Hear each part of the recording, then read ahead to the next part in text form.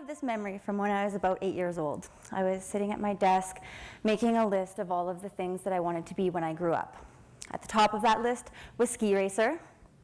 Then there was doctor, lawyer, Hollywood actress, and prime minister. Nowhere on that list was gardener or food peddler. And it's not that I had a particular interest in medicine or law per se. The common theme of this list was that I wanted to be successful. And this is what I had learned it means to be successful. You earned a lot of money, you were famous and admired, and you had a list of prestigious qualifications after your name. I want to share with you the story of how food and gardens have been pivotal points of change and revolution in my life, because that change has brought with it a new understanding of what success means in my life. And that revolution was the discovery of my place in the world. That discovery has brought with it a sense of fulfillment, a sense of purpose, and an experience of happiness that have become the real measures of success for me. That discovery happened in my garden.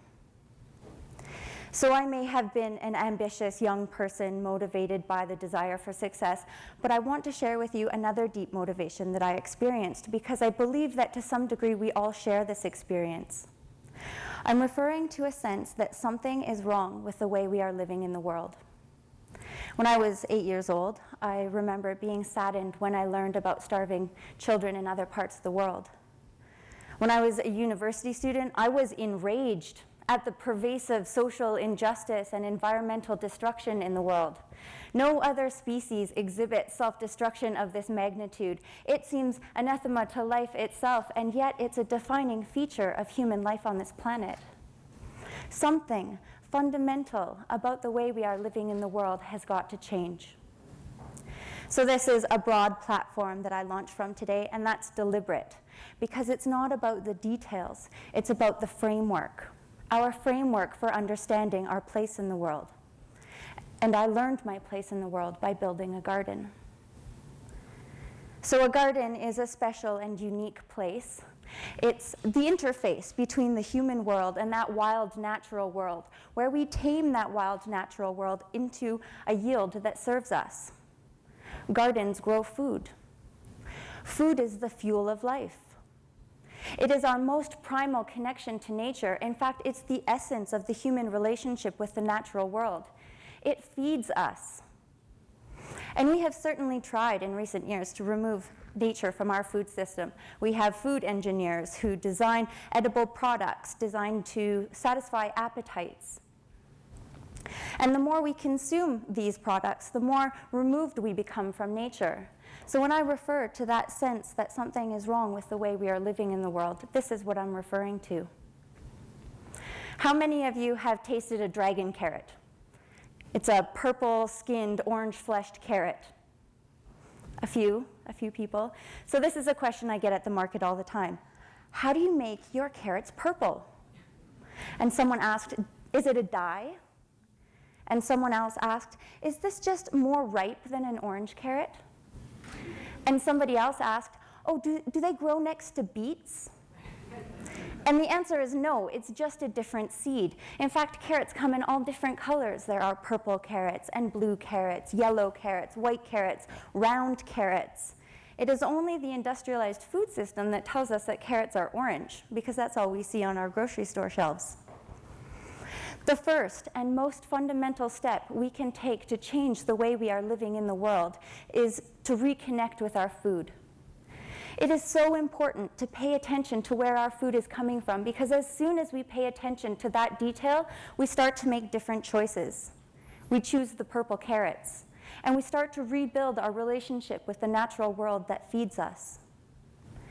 That relationship comes together in a garden, where a gardener is interacting with the finest details of life, planting tiny seeds and harvesting ripe fruit.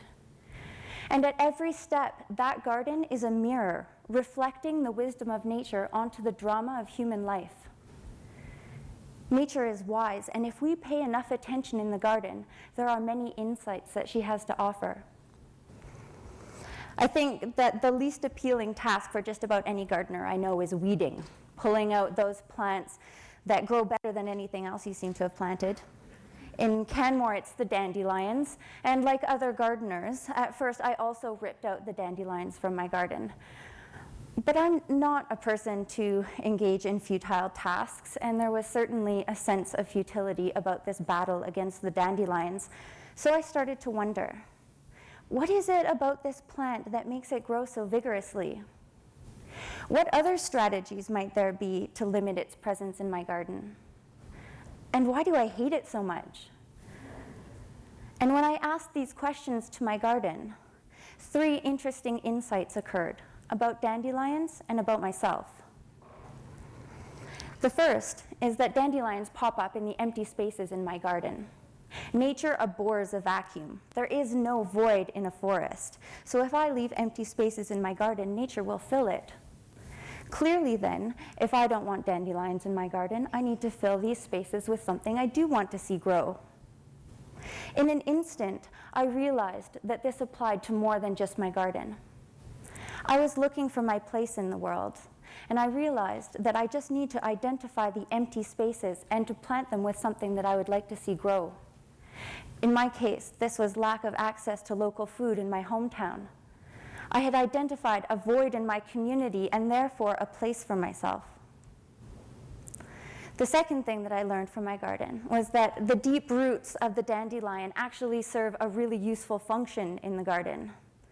They draw up the nutrients from the subsoils, and then when that plant dies, it returns those nutrients to the garden's subsoil, or to the garden's topsoil. It's actually a really useful plant, the perfect plant for degraded or disturbed soils, nature's own earth repair strategy.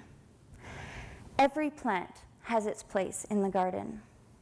Every plant has its function, and nature is striving for balance by placing the right plant in the right place. Likewise, in our human garden, every person has their own unique gift to offer, the role that best suits their nature. And if they can find the right place from which to offer that gift, they will grow and thrive. This is the key to balanced and resilient communities. The third thing that I learned from my garden is that this weed that I am ripping out and discarding is actually a highly nutritious and broadly medicinal plant, and therefore a wonderful yield from my garden. This is a complete shift in perspective. It is a recognition of the inherent value of this plant. Sometimes we forget that we see the world through a tainted lens, a lens tainted by cultural attitudes and trends dictated by corporate marketing. But if we can remove that lens, we can see that in nature there is no waste. Everything in a system is integrated to serve the needs of the other. And if we can remove that lens and see the inherent value of the things we dismiss as waste, we can find wealth in all kinds of surprising places. These teachings from my garden have had a profound effect on how I choose to live in the world. When I was floundering, wondering how one person could possibly make a difference in a world where the challenges are so huge and so complex, this experience in my garden helped me to see my place in the world, my place in my community, and my small contribution to the enormous task of earth repair. So I encourage you to be like a weed, to find the empty spaces in that human garden, the place from which you can grow and thrive, offer your unique gift so that our communities can be balanced and healthy. And I challenge you to take the first step in changing how you live in the world by reconnecting with your food, by paying attention to where your food is coming from so that you can make different choices. You can choose that purple carrot. And it may take some time to find your place, but, and I really mean this, ask a garden. Spend time interacting with the fine details of life so that nature might reflect her wisdom back at you. She has so much to teach us. Thank you.